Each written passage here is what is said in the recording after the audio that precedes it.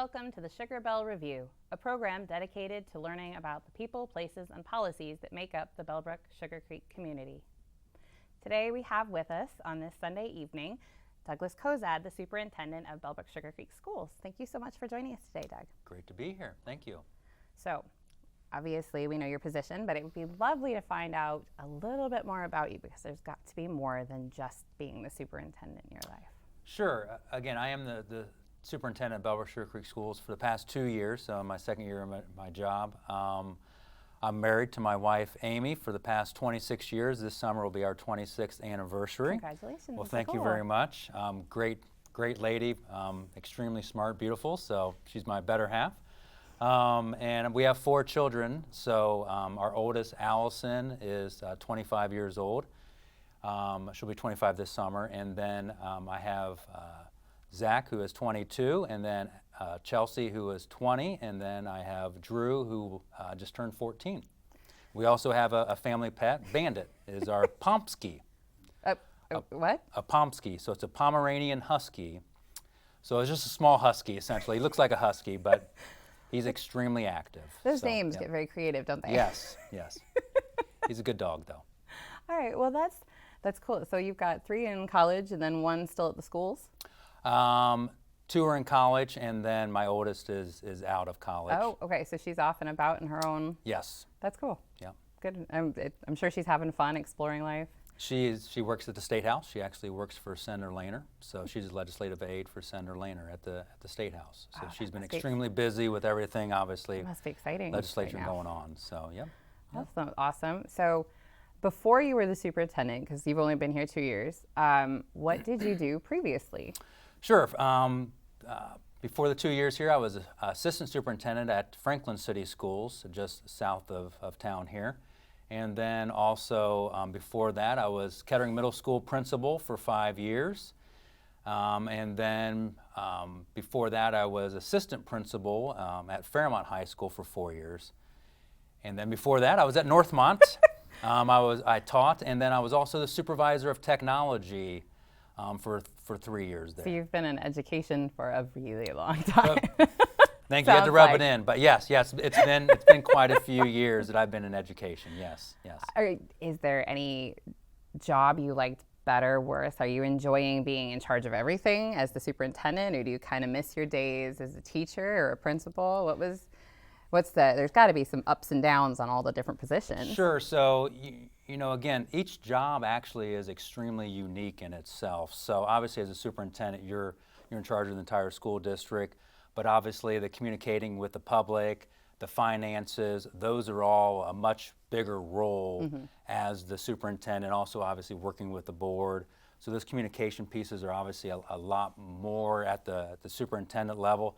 The building level, obviously still communicating, but more concerned with the day-to-day operations of that particular school. You can maybe get a little insulated in just what's best for your particular school. And then obviously as a supervisor of technology, so that was almost 20 years ago where I was in charge of technology. That was at Northmont. And so that was in charge of the day-to-day operations. And Just that department. Just that department. And so that was my first job kind of in administration. Before that, I was a social studies teacher at Northmont High School and also did a little coaching. Look at just the classroom. Right, just the classroom and the classes that you taught and so forth. The picture just keeps getting bigger and bigger. Right. Yeah, so moving up and your spear gets bigger and bigger with those pieces, definitely. That sounds like a lot of work. You've got to do something for downtime. I mean, you get off of work at some point, right? And you've got fun that you have in your life. So what do you do for fun? Get off work a little bit. It's, as a superintendent, it's a 24/7 job, but I like to spend a lot of time with my family. They're really near and dear to me, obviously. So I spend a lot of time with them, going on trips or just hanging out, going on vacation, or when they were a little younger, of also coaching them. So, we only have 1 in school still. So, but we had, 3 of our kids are within 5 years of each other. So during that time, I was either coaching my daughter in softball, coaching soccer, coaching basketball. So from one season to the next, really just kept going. Kept going and trying to, I enjoy those things. even though my knowledge level of soccer is much lower than the others. But enjoying my time with my kids and that interactive as a coach. So which was your favorite? My favorite is basketball. Okay. I love basketball. So I actually coached at Northmont freshman basketball in 7th grade, basketball there, but then obviously coached my daughter. And her team as well? What was that, in 5th, 6th, and 7th grade I taught, I coached her. So, but basketball is my passion of actually coaching, definitely. Is it your favorite sport too? You know what, it is. Even though I like football and baseball also, but no more the intricacies of the basketball, since obviously I've coached and then played in high school also. Well, that sounds like an exciting time off. Do you still do any coaching? Or are you just too busy to do anything on the side like that? You know what, I don't do any more coaching. And then as your kids move into the school sponsored sports, obviously you're not coaching at that point, and usually your own kids. So once they moved out of the Wee Eagles and so forth, of allowing the other people to coach my kids and just more being on the side as a fan. Get to cheer. Yep. Yeah. Yep. Well, that's cool. Yeah. Do you guys Yeah. have any other, where do you guys vacation? Do you have a place that you go specifically, or do you just like to travel and see stuff as a family? Well, usually it's a tug and war between the beach and the mountains. So my wife is a real beach person. She loves the beach. And I'm probably more of the mountains, but either way, we have two different interpretations of vacation. So her interpretation is relaxing and just sitting and doing nothing. Mine is doing things all the time and seeing things and experiencing things. And so we have to kind of do a balancing of that. So we schedule in times to relax, and then we schedule in times to do other things. We have a similar dynamic, Okay. I suspect. Yeah. I'm very much more structured. I like to have activities, and Josh is like, we're on vacation. Let's just chill. Right, right. Like, what does chill mean?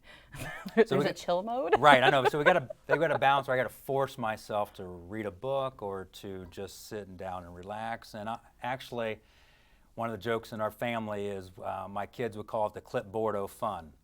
So I would have a clipboard, not really, but theoretically, and okay, we're going to schedule time to relax at this time, we're going to go do this at this time, we're going to schedule relaxing at this time, and so that's always the ongoing joke when we're going on vacation of the clipboard of fun. So it sounds like you guys had some great adventures.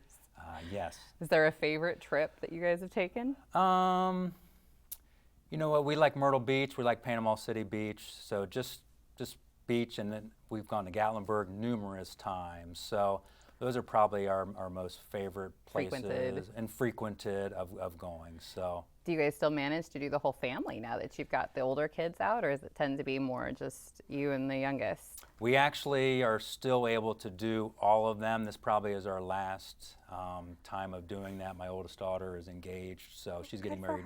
Yep. So very excited for her, and they make a great couple. And so they're getting married next spring. So it might be the last time we go on vacation as the same family, or the nuclear family there. Yep. Are you, and is your wife having fun with just seeing what's happening with the plans, or is it very much she's doing it all on her own? No, my daughter Allison and my wife Amy are very much together on the planning pieces, and either it's really good or really bad. They have almost all of it. Not the details planned out, but the big stuff is already planned out. So, are you doing a father-daughter dance? I'm sure we will, but I mean that that's definitely is something we did at at our wedding and so forth. So yeah. Now, if you could pick the music for your father-daughter dance, do you have a favorite song that you would pick? Nothing is coming to my mind no. I don't have anything. I'll let my daughter pick that out.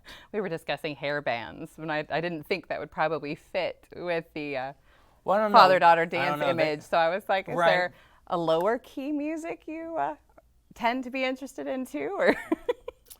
Maybe more of a big band song. I don't know. I'm a huge Glenn Miller fan, Oh, cool. so a little eclectic mix. So I don't know if I'm trying to remember, a song from Glenn Miller that more is it Moonlight Serenade maybe? I think that's a Glenn Miller kind of slow song. But Yeah, I'm used to the bigger band being a little more loud and rambunctious. It's Right. not quite the. Right, but they have a couple slower songs there, so maybe something like that. But I'll let her pick that out.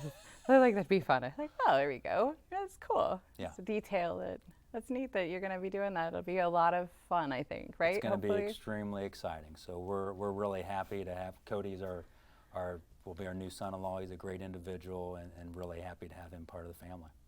And then Definitely. you've got the other two in college, and do they have any aspirations?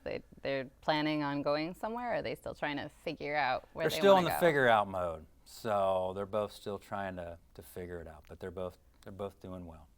That's Yep. really neat. And then, so, you have any other hobbies besides sports?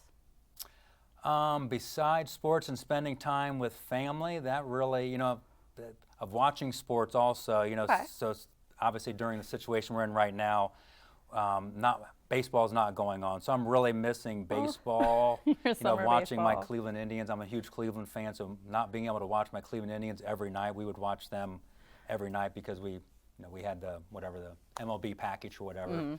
Because if around here you get the Reds on TV, so watching the Indians on a nightly basis. So we're really missing that of just being out on the deck and just have the Enjoying the iPad game. or whatever out there and be able to watch the Indians play. And haven't been able to get that championship yet, but they have an extremely long drought. But they've been competitive. Now my Cleveland Cavs, they ended the 51-year drought of Cleveland no championships. So that was in 2016. Doesn't seem like it's been 4 years already. Yeah, so, it doesn't, does it? So we were extremely thrilled with finally a championship coming to Cleveland. Yes, Yay. so extremely thrilled with that. Now, is it all Cleveland sports? Do you have some sort of connection with Cleveland? Did you go to school there? So my grandfather was from the Cleveland area, so it just is kind of a rite of passage in our family. Everybody's a Cleveland fan. There's nobody that's going a different direction. They all love the Indians, the Browns, and the Cavs. Okay. So we're hoping one of these years with the Browns will be that year, but Just going to keep watching and keep watching. hoping. I have high hopes and low expectations is my usual thing with the Browns. So Hey, gotta love what you gotta love, right? maybe, yep. Yeah. The true fan, right? If they haven't been successful at all, and just keep on coming back. Yeah. So Definitely. It's what is that? You love them when they're down so that you'll love them when they win too. that's right. That's right. The time I would say I'm not a Browns fan anymore, then that would be the year that they would actually win maybe more than 500% of their games. So That sounds like fun. We really appreciate you coming out and sharing all this with us tonight. Thank you so much. It's been a lot of fun getting to know you a little better. Obviously it's a very different side of you than the Board of Education meetings where I tend to see you the most. right. So, Yeah. thank you. We're Well, grateful. Thank you for having me. I enjoyed it. Definitely. Appreciate it, yeah. Join us on Wednesday when we have Jenny Bagby Lake. She will be talking with us a little bit about herself and a little bit about the special needs committee that she is on, helping to get a little more attention for that for the schools. Thank you so much and have your great Sunday.